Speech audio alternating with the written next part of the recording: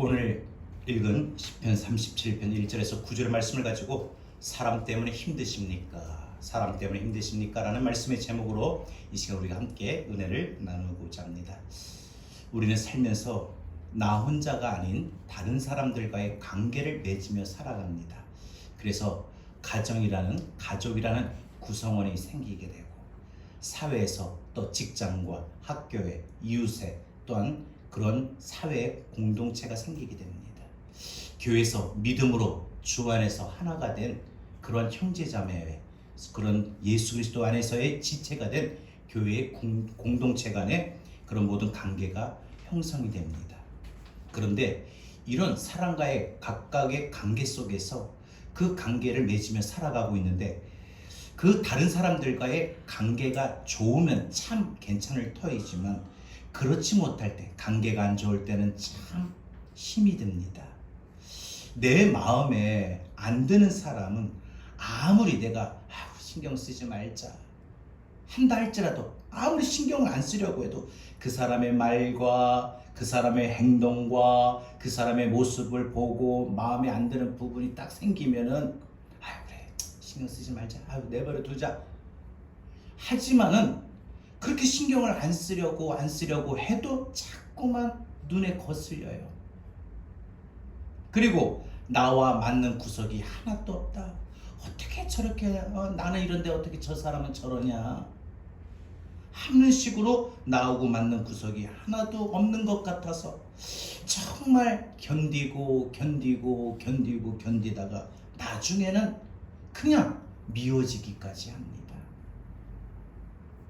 그런데 우리가 입장을 한번 바꿔놓고 생각해 보면 그 상대방도 그 사람도 나와 맞지 않아서 힘들어할 수도 있습니다. 그래서 나 때문에 그 사람도 괴로워할 수도 있습니다. 그러기에 우리는 상대방을 이해한다는 것이 참 우리가 살아가는 동안에 매우 중요하리라고 봅니다. 그러면 그 상대방을 어떻게 이해해야 될까요? 어떻게 이해를 해야 되냐? 생각을 아주 조금만 바꿔보면 어떨까 싶습니다. 여러분 세상에는 나와 똑같은 사람이 없습니다. 그죠? 그러니 내 마음에 내 기준에 맞는 사람도 한 사람도 없습니다.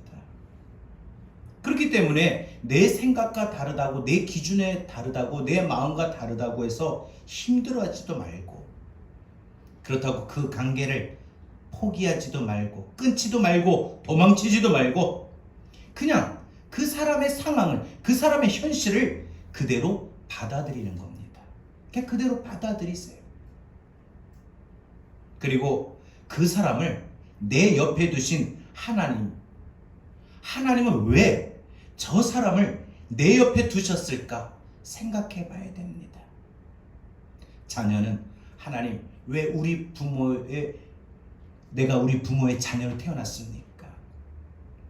또 부모는 하나님 우리 자녀 내 뱃속에서 태어난 자녀 하나님 뜻이 무엇입니까? 형제들 간에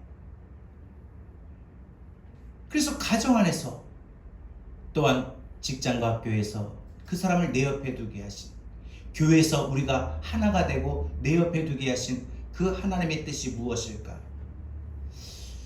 분명 뜻이 있지요. 무슨 뜻이 있습니다.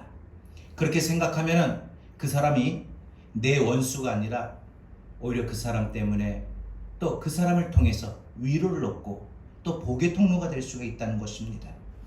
오늘 본문을 쓴 다윗은 정말 인생 살면서 다윗만큼 사람 때문에 힘들어했던 적이 없을 겁니다.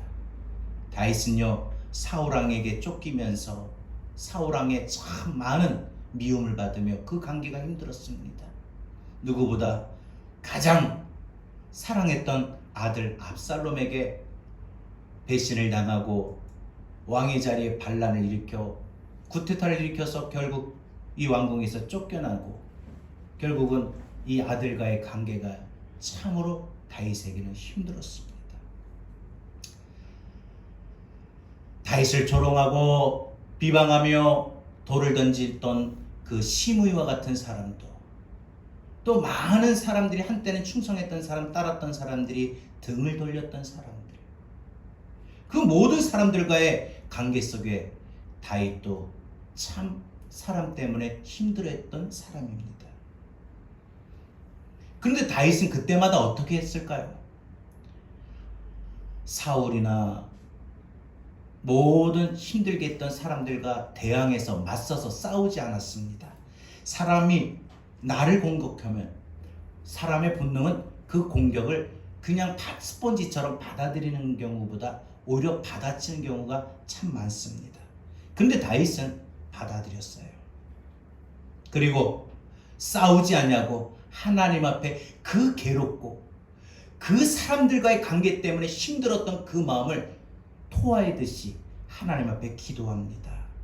마음속에 그 괴로움과 그 마음속의 고통을 솔직하게 꾸밈없이 하나님 앞에 기도를 합니다. 심지어 너무 자신을 힘들게 하고 너무 괴롭게 해서 그 상대방을 죽여달라고, 그 집안이 망하게 해달라고 그렇게 기도할 정도로 솔직하게 그 상대방에 대한 미움 기도했어요. 여러분, 그러고 보면은 제가 미리 결론부터 말씀을 드리면은 이 다윗을 통해서 볼 때에 우리가 다윗을 통해서 우리의 삶의 인간관계, 사람 때문에 힘들 때 어떻게 해야 될지 그 기준이 나오는데, 여러분 그럼 제 말씀을 끝까지 들어보시고, 우리가 살면서 사람 때문에 힘들지 않는다, 힘들지 않다 할 사람이 한 사람도 없어요. 누구 때문이라도 분명 힘들어하는 부분이 있을 겁니다. 그러면 그 힘들어하는 부분은 그건 우리의 느끼는 감정이기 때문에 그 감정은 솔직한 거예요. 그 감정 갖지 말아야 된다, 그 감정이 없어야 된다, 이런 게 아니에요. 그 감정을 갖되 우리가 그 감정을 어떻게 발산하느냐, 그 상대방에 똑같이 퍼붓고 공격하고 비난하고 이게 맞느냐, 안 그러면 그 감정을 그냥 내가 하나님 앞에 토해내듯이 기도하는 게 맞느냐. 다윗은 뭐라고 하는 줄 아세요? 시편 109편 8절에서 10절에 보면은 그렇게 상대방이 미웠던 그 감정들을 그렇게 기도해요. 어떻게 해요? 잘 들어보세요. 그의 연수를 짧게 하시며, 하나님 한마디로 빨리 죽여달라는 거 아닙니까? 그리고 그의 직분을 타인이 빼앗게 하시며, 이 사람이 지금 앉고 있는 자리, 누리는 부귀영화 모두 다른 사람의 차지가 되게 해달라고. 그의 자녀는 고아가 되고 그의 아내는 가부가 되며 그의 자녀들은 유리하며 구걸하고 그들의 황폐한 집을 떠나 빌어먹게 하소서. 평생토록 빌어먹게 해달라고, 구걸하며 살게 해달라고. 여러분, 사실 사람 때문에 힘들 때 그 감정을 없어야 된다, 이거는 글쎄 우리 감정과 믿음의 차원에서 볼 때 이게 그 감정을 우리가 얼만큼 소화를 시키느냐에 따라 다르겠습니다만, 이 감정을 없어야 된다, 이런 감정 들면 안 된다, 이게 아닙니다. 사람이 살다 보면 그 관계가 안 맞으면 당연히 사람 그 감정은 틀어지게 마련이에요. 근데 그 틀어진 감정을 우리가 어떻게 해야 되느냐, 이겁니다. 어떻게 해야 돼요? 기도해야 된다는 거죠. 얼마나 다윗도 그 관계가 얼마나 힘들었으면, 그래서 괴로웠으면, 힘들었으면 이런 기도를 했겠느냐 이거죠. 자신을 그토록 괴롭혔던 사람들, 그래서 그 마음도 사실 괴로웠어요, 미웠어요. 그런데 그것을 똑같이 행하지 않냐고 하나님 앞에 기도했다는 거죠. 여러분, 다윗 왕도 사람과의 관계 속에 그렇게 힘들면 그런 미운 감정도 있고 그렇게 힘들었는데, 오늘 우리라고 그런 사람이 없겠습니까? 우리에게도 더 많이 있을 수 있습니다. 그러면 그렇게 우리에게 사랑관계 때문에 힘들어서, 사람 때문에 힘들 때, 그래서 우리 마음에 너무 괴로운 마음이 들고 미운 마음이 들 때 어떻게 해야 됩니까? 우리가 문제는 그리스도인이라는 겁니다. 적어도 오늘 여러분들은 하나님의 말씀을 오늘 인간관계 때문에 사람 때문에 힘들어 할 때에 어떻게 해야 될지 하나님의 말씀을 들은 우리 성도들은, 우리 그리스도인입니다. 성도들은 우리가 하나님의 사랑을 통해서 내가 먼저 용서받고 구원의 은총을 받은 사람이라는 걸 꼭 항상 기억하시고 떠오르십시오. 내가 하나님께 용서받았기 때문에 내가 누군가를 용서하지 못할 일이 없다는 것이고, 내가 하나님의 구원의 은혜를 받았기 때문에 누군가를 품어주지 못할 것이 없다는 겁니다. 그러기에 우리가 인생 살면서 사람 때문에 힘들 때, 사람 때문에 힘들다면 그 해결책은, 그 방법은 우리는 반드시 하나님이 가르쳐 주신 대로, 하나님이 제시한 대로 오늘 다윗의 방법을 통해서 우리는 해야 됩니다. 그러면 오늘 우리가 살면서, 우리가 살아가는 동안에 사람 때문에 힘들 때 우리가 어떻게 해야 되는가 몇 가지 생각해 봅니다. 첫 번째, 사람 때문에 힘들 때 불평하거나 시기하지 말아야 됩니다. 제일 첫 번째 방법은 여러분이 사람 때문에 힘들 때 불평하지 마세요. 시기하지도 마세요. 여러분, 사람과의 관계 속에서 제일 힘들면 불평입니다. 그게 가까운 가족일수록요. 자녀가 생각하는 부모의 기준에 100% 미흡한 부모의 모습을 볼 때 불평이 나옵니다. 왜 우리 부모는 저러냐? 또 부모는 부모가 생각한 자녀의 기준에 100%의 그 모습 속에 자녀가 그 모습이 미흡할 때 부모도 자녀를 불평할 때가 있습니다. 여러분, 가까운 사람일수록 우리가 사람 때문에 힘들 때 가장 먼저 해야 될, 하나님이 가르쳐 주신, 제시하는 방법, 불평하지 마세요. 불평하지 마세요. 그리고 다른 사람일수록 시기하지도 마세요. 불평하거나 시기하지 말아야 됩니다. 여러분, 사람 때문에 힘들면 은근히 짜증이 납니다. 그리고 그 마음이 참 불편합니다. 보기도 싫고요, 말하기도 싫고요, 같은 자리에 있기도 싫습니다.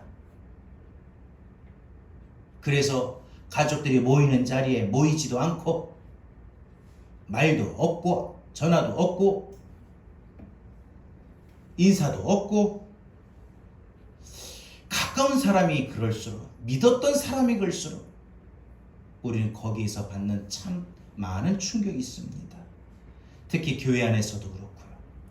그 상대방이 정말 악을 행하거나 불의를 행하는 사람들이 만약에 있다면, 어떤 윤리적으로 도덕적으로 잘못한 것이 아니라 하나님 말씀에 어긋난 것이 그 사람 모습 속에 비춰질 때 우린 정말 견디기 힘듭니다. 어찌해야 됩니까? 1절 말씀 보세요. 오늘 본문, 악을 행하는 자들 때문에 불평하지 말며 불의를 행하는 자들을 시기하지 말지어다 라고 했습니다. 여러분, 어떻게 불평하지 않을 수 있습니까? 어떻게 시기하지 않을 수 있습니까? 불평한다고, 시기한다고 문제가 해결되지 않기 때문입니다. 불평한다고 해서 그 사람이 내 기준에 100% 아니 200% 따라오지 않습니다. 충족되지 않습니다. 내가 갖고 있는 그 사람에 대한 기준을 낮추면 되는 겁니다. 여러분들, 사람들이 왜 이 사람의 관계가 힘들 때 왜 그 마음속에 불평이 들고 왜 시기합니까? 우리가 그런 모습 속에서 우리가 그런 모든 불평과 시기가 일시적인 것 같으나 우리가 그렇지 않습니다. 여러분, 그런 마음이 들 때마다 우리가 불평하지 말고 시기하지 말아야 될 이유가, 왜 그냥 근거 없이 이 시편 기자가 1절에서 사람 때문에 힘들 때 불평하지 말고 시기하지 말라라고 그냥 말한 게 아니에요. 근거가 있어요.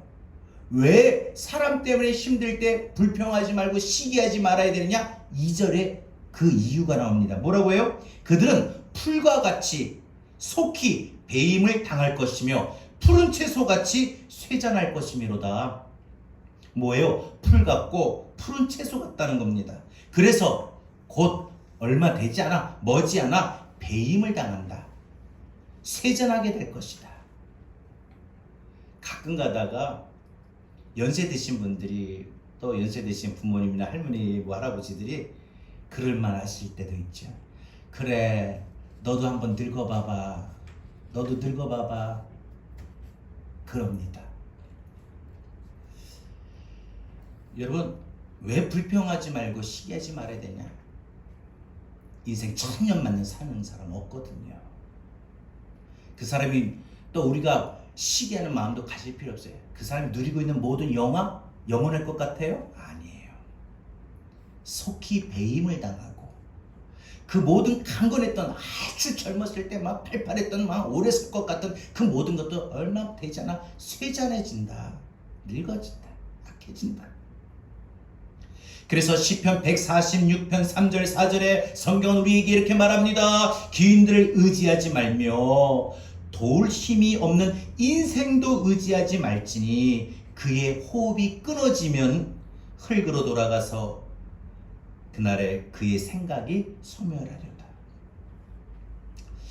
우리 주님이 그렇게 하셨어요. 우리 주님을 그렇게 신랄하게 비판하고 공격했던 당시 바리새인들, 서기관, 장로들 이런 종교 지도자들이 많았습니다.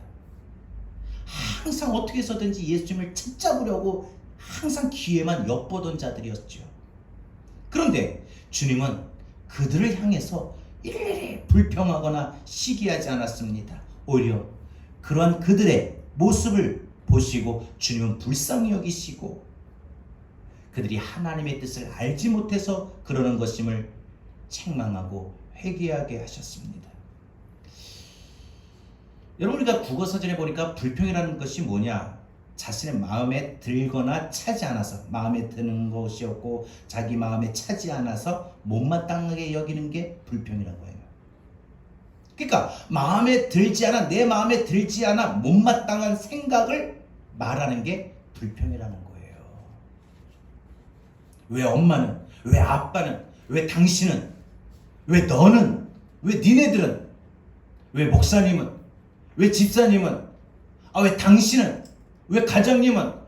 왜 너는? 왜 선생님은? 하면서 자신의 그 기준에 마음에 들지 않는 못마땅한 생각이 있으면 불평이 나오는 거죠. 시기가 뭐예요? 여러분 샘을 내고 미워하는 거죠. 질투하는 거죠. 그렇기 때문에 이 불평과 시기라고 하는 것은요 어디서 나오느냐? 바로 죄에서 나오는 겁니다. 그래서 우리 마음에 1절에서 사람 때문에 힘들어도 불평하고 시기하지 말라. 왜? 불평하고 시기하면 내가 죄를 범하는 거예요. 여러분 자녀 때문에 못마땅해 가지고 저 녀석 저래 왜 저렇게 다시 뱃속에 들어가면 좋겠다.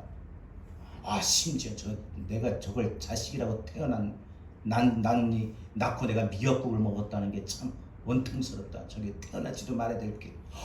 이런 막 자기 마음의 기준에 맞지 않는다고 해가지고 그 저주와 같은 말을 하죠.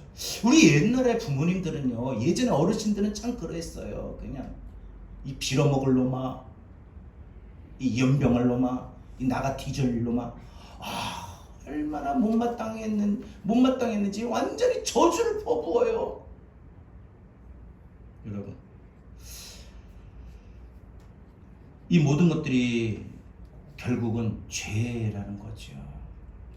아무리 내가 생각하는 기준에 맞지 않는 남편의 모습, 아내의 모습, 부모의 모습, 자녀의 모습, 형제들 간의 모습이 있다 할지라도 절대 불평하지 마세요. 이게 그런 것 같아요. 이 마음속에 딱 품는 감정은 제가 아까도 말씀드렸지만 품는 감정은 어쩔 수 없어요. 근데 이 품는 감정을 입 밖으로 딱 나오는 순간 불평이 되는 거예요. 근데 여기까지 담아놓은 거를 하나님 앞에 기도하는 거예요. 여기까지 막 느꼈던 감, 여러분 감정인데 감정이 없을 수는 없잖아요. 그 사람의 상대방의 말과 모습과 행동에 보면 나도 인간인데 감정이 들잖아요. 아무리 부모 자녀 간에, 아무리 형제 간에 할지라도, 아무리 옆에 서로 사랑하는 하나된 지체라고 말하는 성도라 할지라도, 성도 간에 할지라도 그 상대방의 말과 모습에 우리 감정이 있기 때문에 느끼거든요. 근데 그 감정을 가지고 내가 이 담아두고 그 마음을 하나님 앞에 하는 것과 내 입술로 밖으로 발설해서 상대방에게 너도 똑같이 당해봐라, 너도 한번 마음에 찔려봐라 하고 막 퍼붓는 거하고 다르다는 거죠. 왜? 다시 한번 말씀드려요. 여러분, 불평과 시기는 죄입니다. 그래서 성경은 우리에게 죄를 범하지 않기 위해서 그렇게 사람 때문에 힘들지만 불평하고 시기하지 말라. 그렇다고 무조건 막 우리 감정이 이런데 그렇게 하는 게 아니라 2절에서 그럴 이유를 말씀하시고 또 그럴 이유가 있기 때문에 그런 마음을 가지고 다윗처럼 기도하라는 거죠. 어느 가정에 두 형제가 있었습니다. 아버지는 아주 심각한 알코올 중독자예요. 여러분, 그런 환경 속에서 이 두 형제가 자랐는데 20년 후에 완전히 이 형제들이 극과 극의 모습이었습니다. 형은 우리나라에서 가장 유명한 의과대학 교수가 되어가지고 아버지 그런 모습에 너무나도 힘들게 살아왔기 때문에 누구보다도 금주운동을 전개하는데 아주 앞장선 사람이 되었습니다. 그런데 동생은 아버지보다도 더 심각한 알코올 중독자가 되어버렸어요. 그리고 병원에 알코올 중독자 치료로 입원하고요. 왜 이렇게 똑같은 아버지에서 똑같이 자랐는데 이 형제가 극과 극의 모습을 보였느냐? 왜 이렇게 되었느냐 질문에 이 형제들의 답변은 다 똑같았어요. 형이나 동생이나. 내가 이렇게 된 것은 알코올 중독자인 우리 아버지 때문입니다. 이게 형의 대답이고 동생의 대답이에요. 왜? 형은 아버지의 알코올 중독자의 그런 모습을 보면서 나는 저러면 안 된다, 저러지 말아야지 하고 열심히 공부해서 의사가 되었습니다. 그러나 동생은 나는 아버지 때문에 되는 게 하나도 없다. 응? 아버지가 나한테 뭘 해줬냐 하고 자신의 그 불우한 그런 환경을 한탄하면서 결국 모든 것을 체념하고 방탕하며 아버지를 따라가고 만 겁니다. 사랑하는 여러분, 인생을 살면서 우리가 사람 때문에 힘들고 고통스러울 때 우리가 어떻게 살아가야 됩니까? 사람 때문에 힘들면 불평과 시기하지 말고 하나님 앞에 기도할 수 있기를 바랍니다. 두 번째로, 우리가 사람 때문에 힘들 때 우리가 어떻게 됩니까? 성경에서 말하는 두 번째 방법 제시, 오늘 다윗을 통해서 깨닫게 되는 것은 우리가 하나님만 의지하고 맡겨야 됩니다. 사람 때문에 힘들 때 우리는 하나님 앞에 맡기고 하나님을 의지하고 맡겨야 됩니다. 여러분, 우리 특히 자녀의 부분 같은 데는, 자녀 문제는요, 부모의 마음대로 자녀의 모습이 되는 게 없어요. 그래서 자식농사라고 표현을 하잖아요. 참 힘들어요.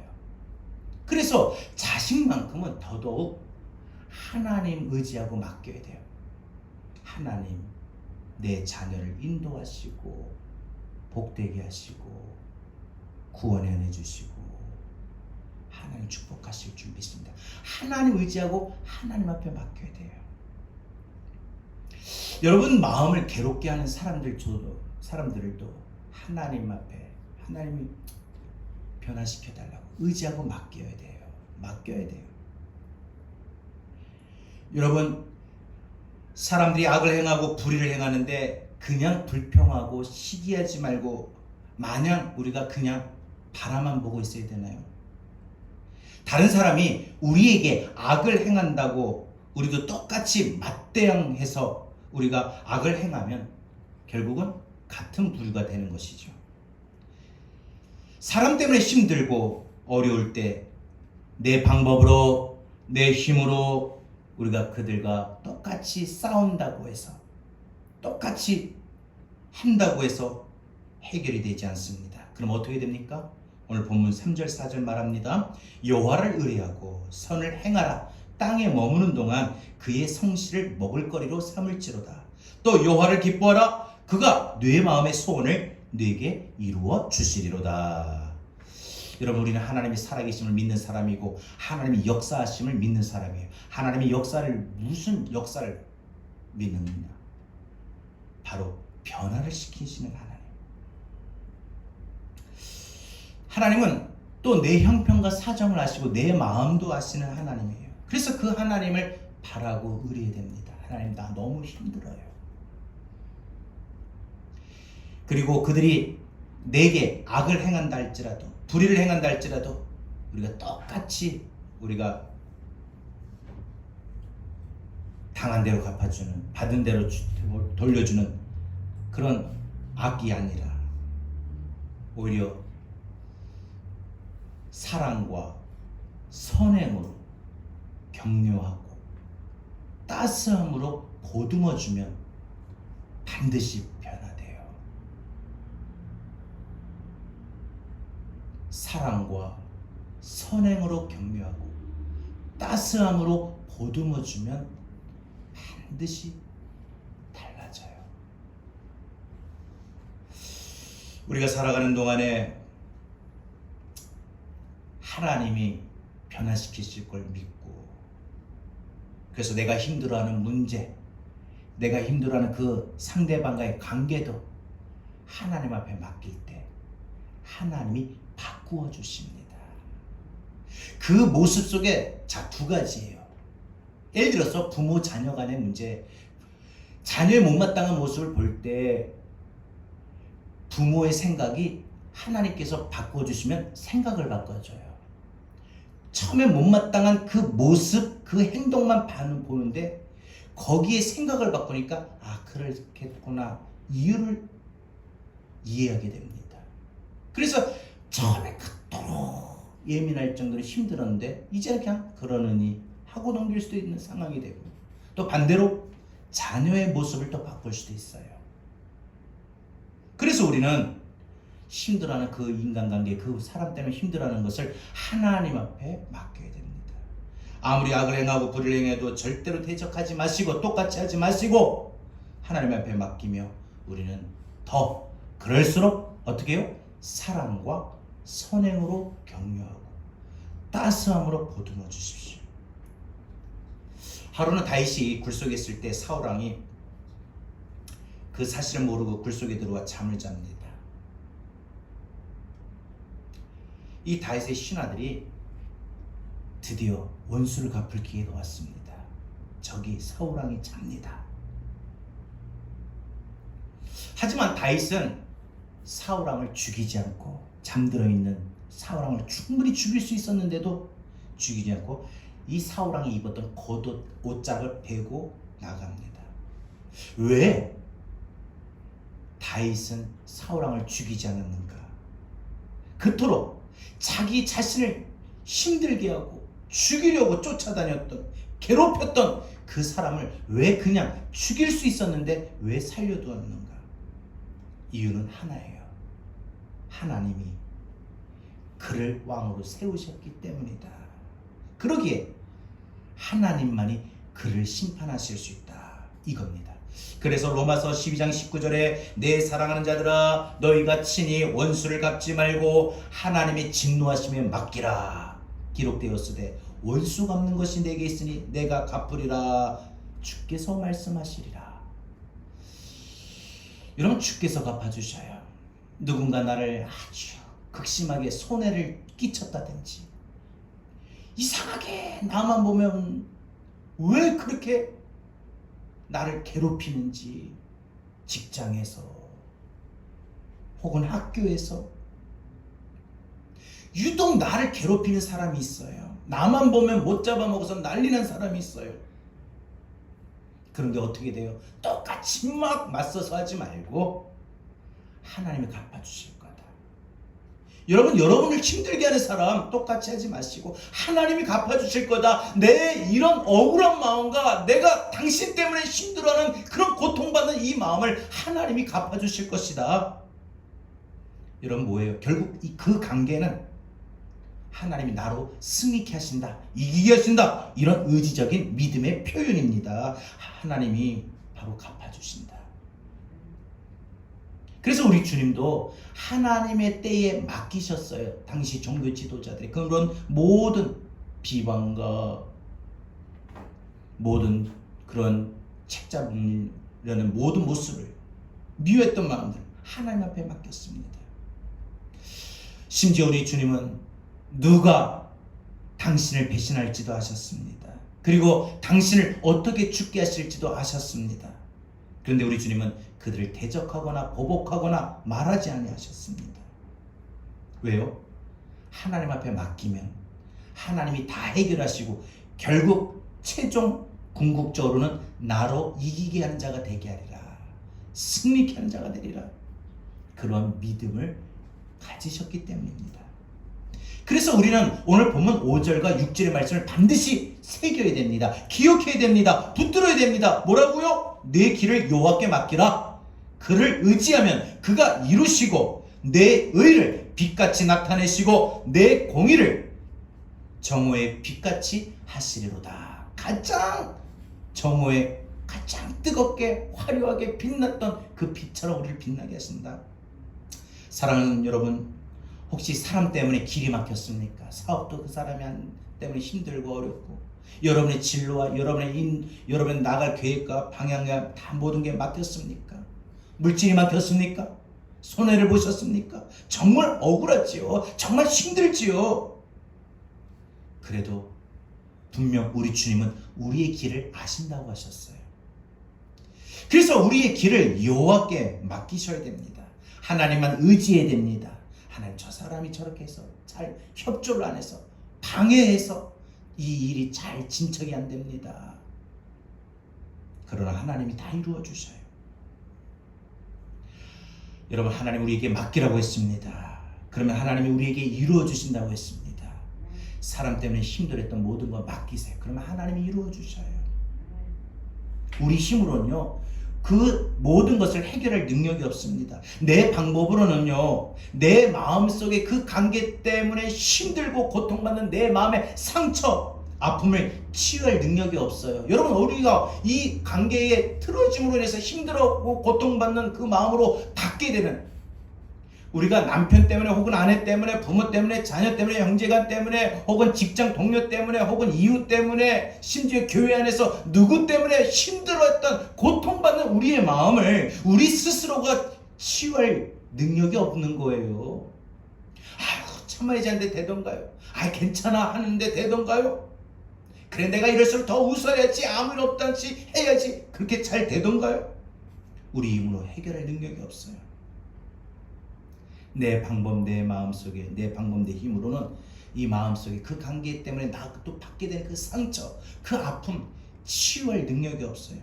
하지만 하나님 앞에 맡기면 우리 하나님이 관계뿐 아니라 내 마음까지도, 내 마음의 아픔도 치유도 상처도 해결해 주셔요. 전인적인 치유, 전인 방법에서 보면은, 그래서 어렸을 때 이 부모에게 학대받으며 자라왔던 그 마음의 상처가 쓴뿌리처럼 자리 잡는데, 그 쓴뿌리와 같은 관계 속에서 받게 되는 그 상처, 그 아픔은 본인이 치유가 안 돼. 그래서 그 사람이 자라면서 평생 그 마음속에 쓴뿌리가 자라난 채로 자라죠. 그래서 어떤 사람은 그것이 그 사람을 더 가중시키는 고통이 되고, 또 어떤 사람은 그 쓴뿌리의 영향으로 똑같이 따라하게 되고, 그런데 그 마음의 쓴뿌리 치유는 오직 우리 힘이 아닌 하나님의 능력만이 됩니다. 그래서 잠언 16장 3절 정견은 우리에게 이렇게 말하고 있는 것입니다. 너의 행사를 여호와께 맡기라. 너의 모든 일을 맡기라는 거예요. 그러면 너희의 경영하는 것이 이루어지리라. 여러분, 맡긴다라는 말이 이 언어로 보게 되면은 세게 내던진다, 그냥 힘껏 던진다는 거예요. 멀리 던진다는 거예요. 맡긴다, 이거는요 이렇게 던지는 게 아니에요. 가라 하고 막 멀리 던지는 거고, 힘있게 세게 던지는 거예요. 그 뜻은 내가 붙들고 있지 않고, 이제 더 이상 이 문제, 이 마음 내가 붙들고 있지 않고 하나님 앞에 그냥 강하게 맡긴다, 넘긴다, 이겁니다.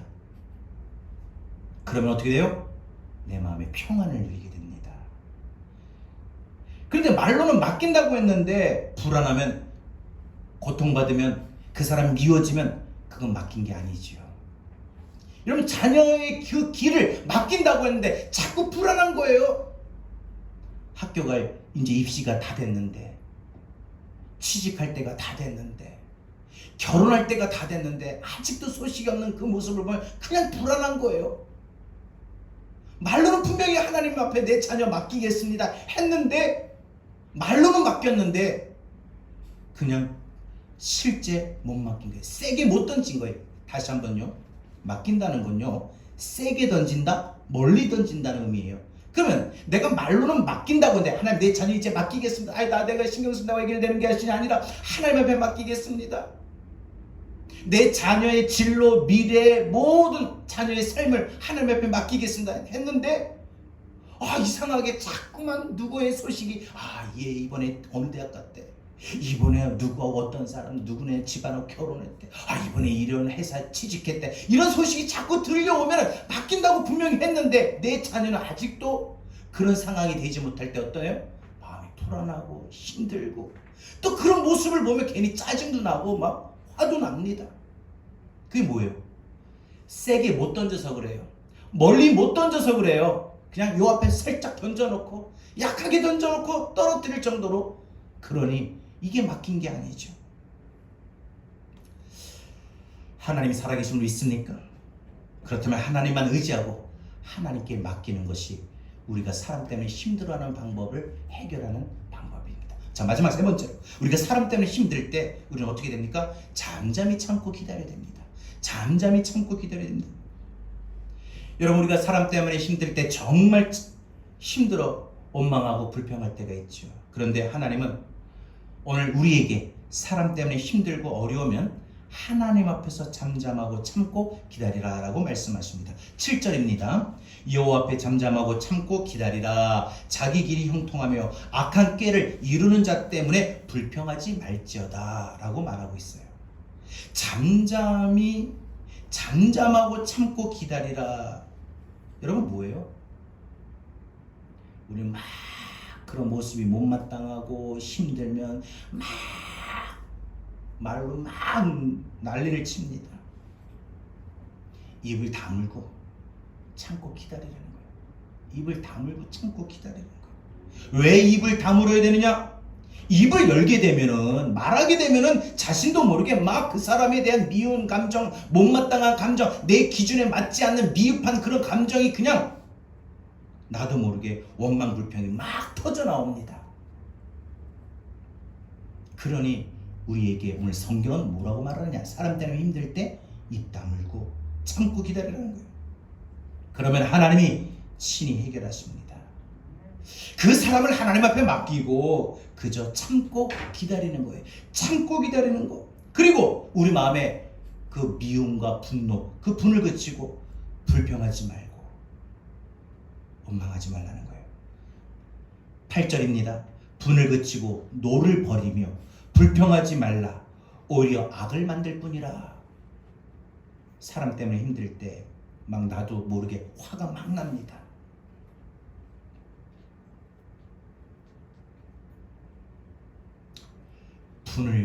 그 화를 그쳐라. 화가 나겠죠, 당연히. 화내지 말라 아니에요. 그치라고 했어요.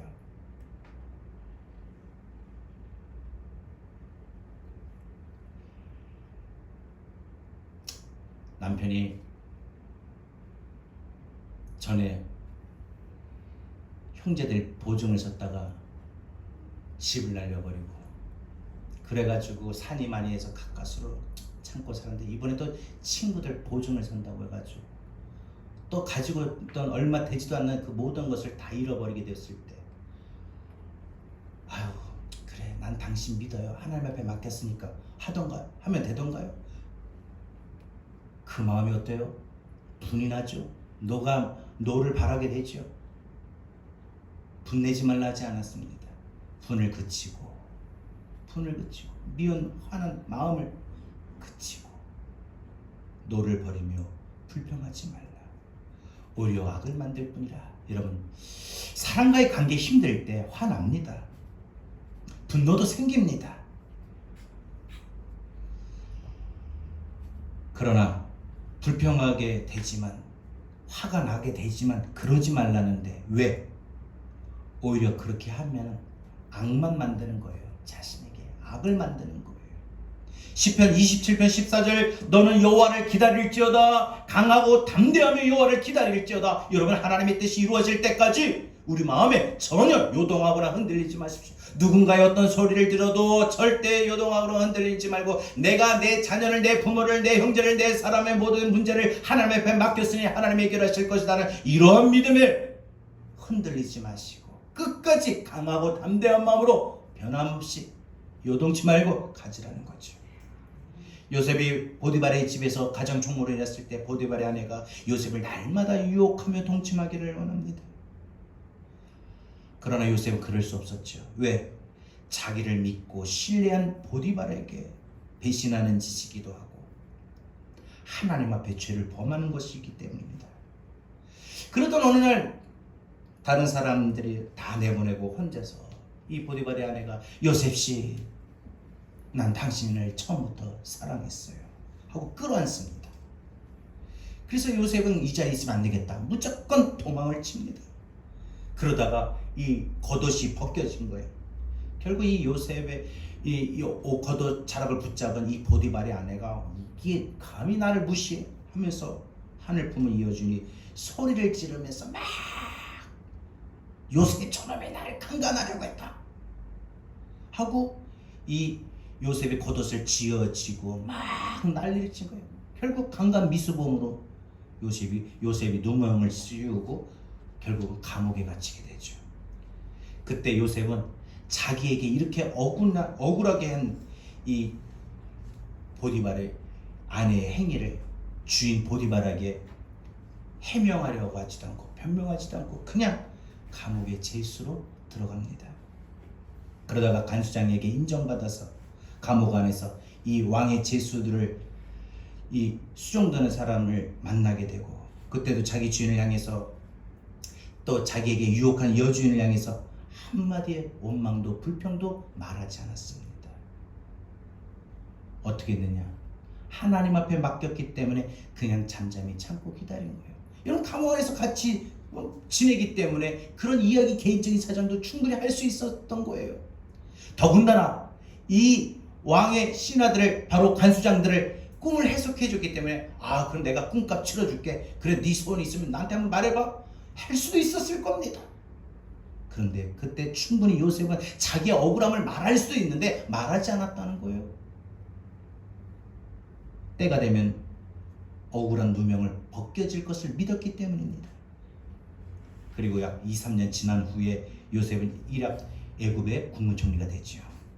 만약에 요셉이 자기의 이 무죄를 해명하고 그래서 이 주인을 원망하거나 불평했다면 어찌 되었겠습니까? 무죄 없음을 입증하며 죄 없음이 드러났다고 해도 다시는 이 보디발의 집으로 들어가서 일하지는 못했을 겁니다. 그리고 이 부인은 자기의 악을 감추려고 아무도 모르게 요셉을 따로 종들을 시켜서 죽일 수도 있었을 겁니다. 그러나 참고 기다리니까, 그래서 참고 기다렸더니 때가 되매 하나님께서 이 바로의 꿈을 해석하게 해주시고 그 일로 하루아침에 총리가 되게 하십니다. 누가 했습니까? 하나님이 요셉이 나이 17살 때에 주셨던 그 꿈을 성취하기 위해서였던 것이죠. 그러기에 우리도 살면서 정말 억울하고 힘들어도 참고 기다릴 수 있기를 바랍니다. 사랑하고 끌어안기는 힘들어도 불평치 말고 입을 다물고 참고 기다려야 됩니다. 왜냐고요? 하나님이 해결할 것이기 때문입니다. 어떻게 해결하셔요? 우리 입을 다물고 참고 하나님의 때를 기다리면 오늘 9절처럼 하나님이 역사하십니다. 진실로 악을 행하는 자들은 끊어질 것이나 여호와를 소망하는 자들은 땅을 차지하리로다. 저는 오늘 여러분들이 이 9절 마지막 부분, 여호와를 소망하는 자들은 땅을 차지하리로다. 이 말씀에 이 복이, 이 결과가 여러분에게 일어나길 바랍니다. 여러분, 악인이 승리하는 것 같은데 결국은 악을 행하는 자들은 다 끊어져요. 아무리 힘들고 어려워도 묵묵히 참고 기다린 사람은 반드시 땅을 차지하게 된다고 했습니다. 여러분, 이 땅을 차지하게 된다, 이건 땅 부자가 되게 한다는 게 아닙니다. 많은 사람에게 영향력을 행사하게 된다는 거죠. 그래서 그 대표적인 사람이 요셉이죠. 말씀 뵙겠습니다. 마태복음 5장에 산상수훈 8복이 나옵니다. 그 중에 하나가 온유한 자죠. 마태복음 5장 5절에 온유한 자는 복이 있나니 그들이 땅을 기업으로 받을 것이며 라고 했습니다. 온유한 사람이 누굽니까? 온유한 사람이 누굽니까? 바로 사람 때문에 힘들 때 오늘 말씀처럼 힘들다고 그 사람 때문에 그 사람에 대해서 불평하거나 시기하지 않는 사람이에요. 온유한 사람이 누굽니까?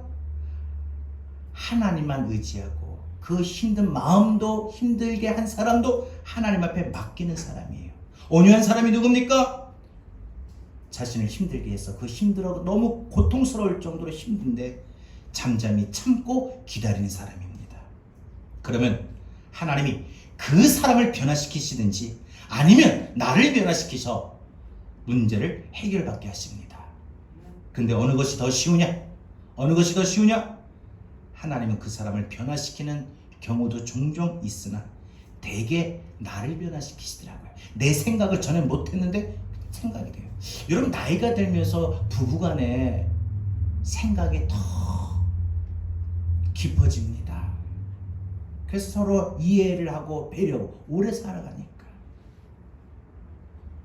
부모는 자녀에게 처음부터 그런 마음이었는데 자녀는 그런 게 없어요. 자기 이득에 따라, 감정에 따라.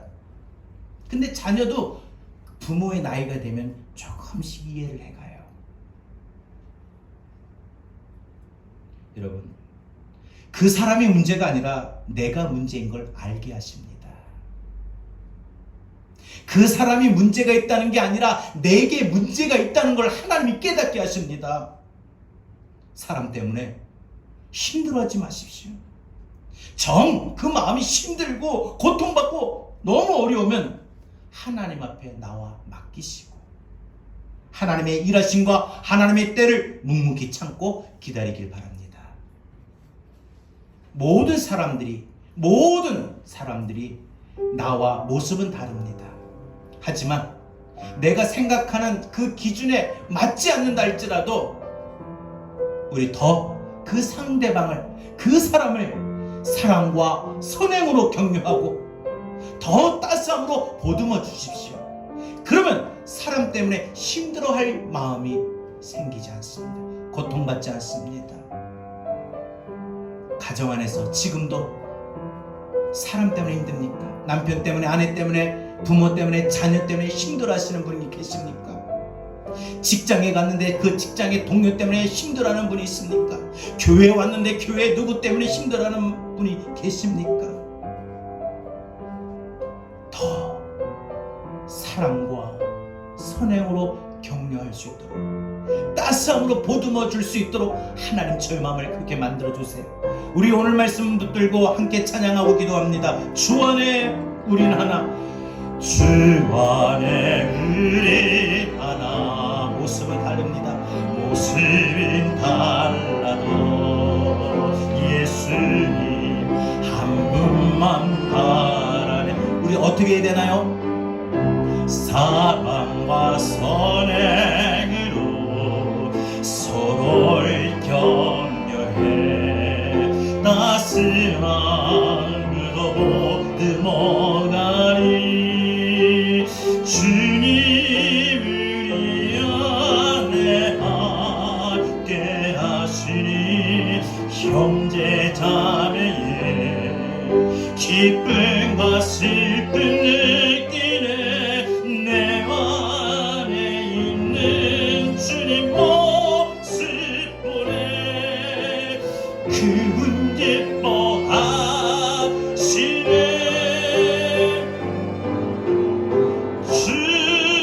주님을 통해 계하시니 부족한 입술로 찬양하게 하시니 주님을 통해 계하시니. 지금까지 미웠던 사람, 못마땅하게 여겼던 그 사람을 축복합시다. 마지막 주님 우리를 통해 주님을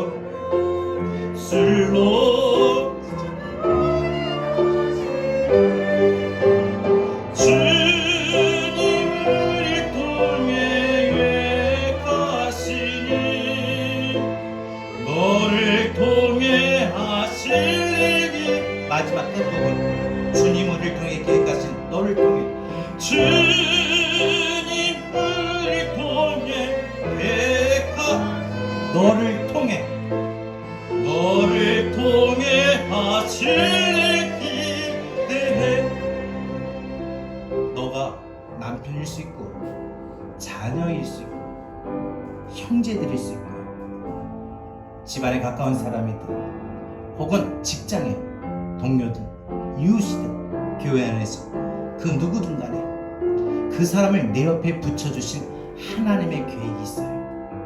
어찌 보면 하나님께서 요셉에게 보디발과 보디발의 아내를 붙여주신 것, 요셉에 나갈 그 길을 인도하시기 위함이죠.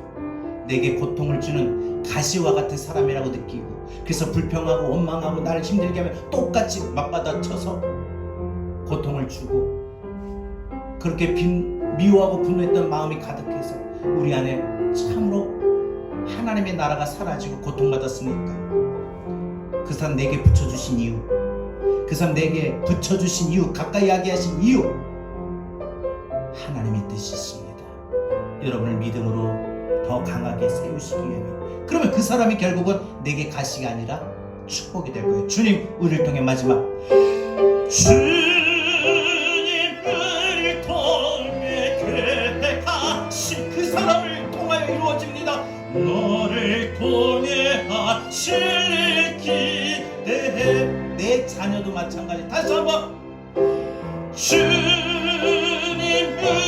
통해 계획하시니 너를 통해 하실 기대해. 다같이 오늘 주신 말씀을 들고 기도합니다. 여러분 사람 때문에 힘들었습니까? 오늘 말씀이 여러분에게 위로가 되고 힘이 되고 다시 한번 새로운 방향이 되길 바랍니다. 새로운 마음이 되길 바랍니다. 새로운 믿음이 되기를 원합니다. 우리 다같이 오늘 이 시간 여러분 주신 말씀을 들고 함께 기도합니다. 주님 감사합니다. 하나님의 말씀 계속에게 해주시는 말씀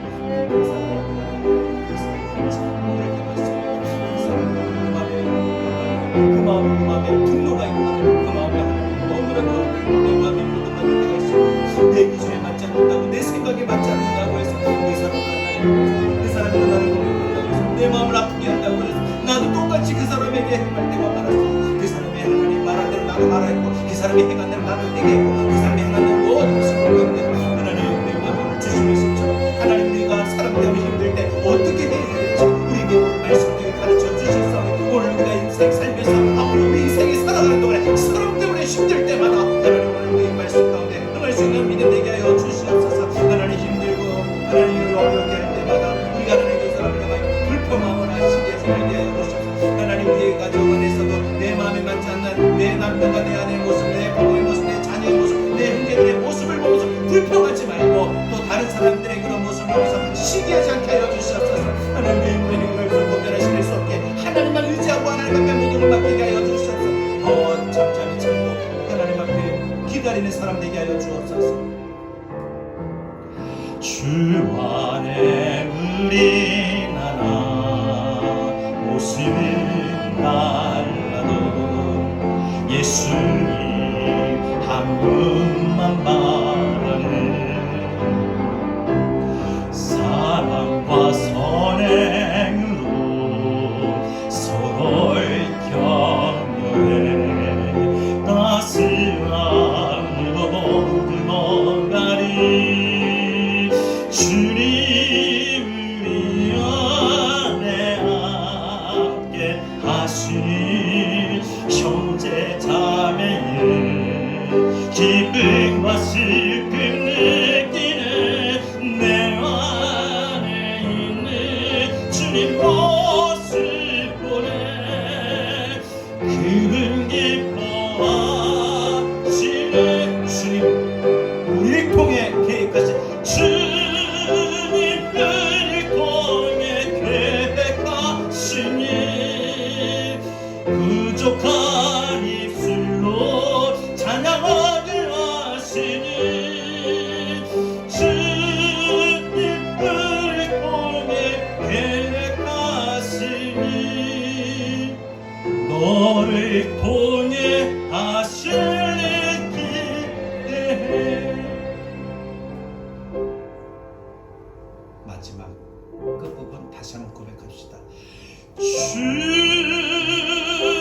주님을 통해 계획하시니 나 기준이 아닌 상대방의 향해 기준해 가고 너를 통해 하실 일 기대해.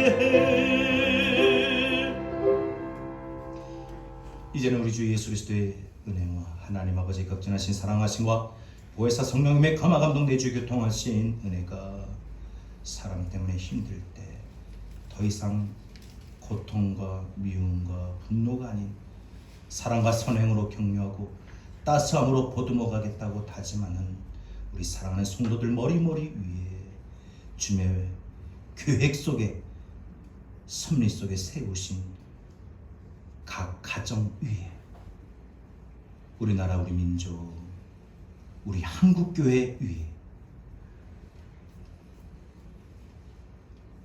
전세계 열방까지 위에 이제로부터 영원토록 함께 있을지어다. 아멘.